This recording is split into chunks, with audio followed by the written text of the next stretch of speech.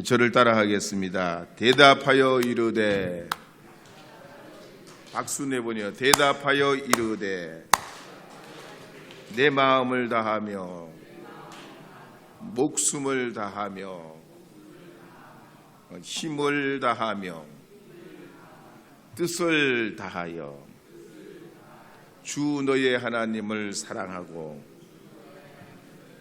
또한 내 이웃을 내 자신같이 사랑하라 하였나이다.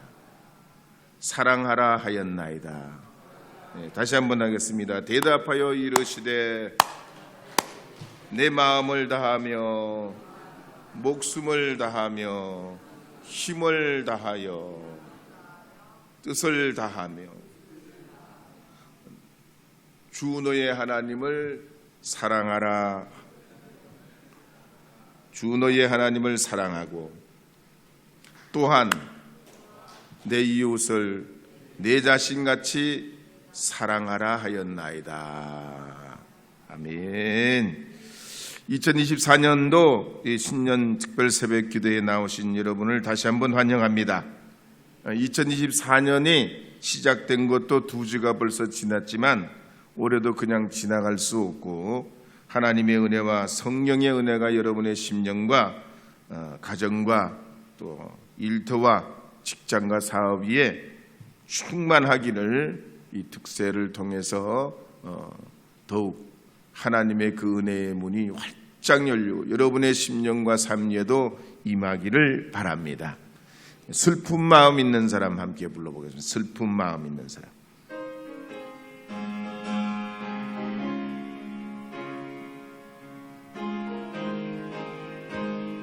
슬픈 마음 있는 사람, 슬픈 마음 있는 사람, 예수 이름 믿으며 영원토록 변함없는 기쁜 마음 얻으리. 예수의 이름은 세상의 소망이요, 예수의 이름은 전국의 기쁨일세. 네덜란드 국민 작가인 톤 텔레헨이 쓴 동화에 보면은 어느 숲에 고슴도치가 살고 있었습니다. 그런데 이 친구가 없어요. 왜냐하면 이 고슴도치를 가까이 하게 되면 가시에 찔리기 때문에 아무도 가까이 오려 하지 않는 겁니다. 그래서 고슴도치가 너무 외로워가지고 하루는 들소, 콧불소, 하마, 곰, 메뚜기, 두더지, 지렁이, 부엉이 한 30여 명을 만나봤어요. 근데 아무도 이 고슴도치를 친구로 생각하는 이들이 없더란 얘기입니다. 오늘 우리 현대 사회가 그렇습니다. 나는 진심으로 대하기를 원하지만 이 진심을 전하기가 어려운 시대입니다. 고슴도치만이 아니라 나는 그게 아닌데 진정으로 우리가 이웃을 만나고 대하기가 쉽지가 않습니다. 게다가 젊은 사람들은 인터넷이다, 페이스북이다, 인스타그램이다 뭐 그러면서 말이죠, 방구석에 틀어박혀가지고 가족과는 대화를 하지 않고 말이에요. 그러는데 말이 디지털 혁명 시대지 마음은 점점 더 답답해지고 고독해지는 때가 이런 때입니다. 그러면 과연 어떻게 해야 될까요? 어떤 책에 보니까 3가지 대안이 좋다고 합니다. 첫째는 더 적극적으로 소통해 본다. 2번째는 나를 기억해서 바꾼다. 3번째는 서로 공존해 간다. 이게 틀린 말은 아니에요. 좋은 말입니다. 그런데 오늘 성경 말씀에 보면 이런 소통과 개혁과 공존을 위해서는 2가지 차원의 말씀을 하고 있습니다. 첫째는 한번 따라하겠습니다. 마음을 다하라. 목숨을 다하라. 뜻을 다하라. 힘을 다하라. 4번 다하라고 그랬어요. 다하라. 이 다하라고 마음에도 목숨에도 힘에도 뜻에도 다하라는 말은 전심전력을 해야 된다는 얘기죠. 성경을 연구하고 해석하고 가르치는 전문가인 율법교사가 어느 날 예수님을 시험하려고 예수님, 제가 무엇을 해야 영생을 얻겠습니까? 그랬습니다. 선생님이라는 분은 항상 스승이고 다른 사람의 모범이 되고 또 무사람의 존경받을 만한 일을 하는 분이 선생입니다. 율법교사도 마찬가지입니다. 자기가 있는 님 없는 님 모든 걸 다 나름대로 해봤다는 얘기. 어떻게 해 근데 영생의 문으로 들어가냐 이거예요.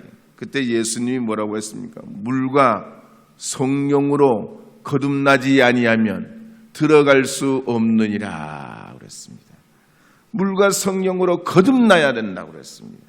이 말은 우리의 연약한 인간이 아무리 지식적으로 경험적으로 어떤 노력을 다한다 해도 이 영생의 문제는 스스로 풀 수 없는 거란 얘기죠. 하나님이 이루어 주시고 열어 주셔야 되는 우리 인간으로서는 도저히 이루어 갈 수 없는 벽이 있다는 얘기입니다. 그래서 여호수아 6장에 보면 하나님께서 여호수아와 이스라엘 백성들을 여리고성을 정복하게 하실 때 이스라엘 백성들이 뭘 하게 합니까? 6일 동안 여리고성을 돌게 하고 나머지 날에는 마지막 7째 날에는 제사장이 그냥 양강나팔을 부는 신호에 따라 가지고 큰 함성을 지르는 겁니다. 이 여리고성 정복하는 난공불락성을 무너뜨리는 일치고는 너무 하는 게 없어요. 너무 사람이 여기에 기여하는 어떤 퍼센테지가 보면 별거 없어. 돌다가 나팔 소리 나면 마지막 날에 소리 한번 지르는 거예요. 이 말은 사실은 싸워봐도 안 돼. 이 난공불락의 여리고성은 어떻게 인간적인 힘으로 뭐 무기를 동하고 군사 전략을 가지고는 이스라엘 백성으로서는 그러면 그럴수록 희생만 더 커지지 아무런 효과를 거둘 수 없는 그런 한계가 있는 것이 여리고성의 싸움이었다는 얘기예요. 그럴 때 이스라엘 백성들이 이걸 무너뜨릴 수 있는 비결은 뭐냐면 오직 하나님의 능력, 하나님의 역사, 하나님이 무너뜨려 주시는 그 기적을 그들이 말씀에 의지해서 나아갈 때 체험하게 되고 그것이 그 신앙 원리가 결국은 무너뜨리게 되는 중요한 키가 되게 됩니다.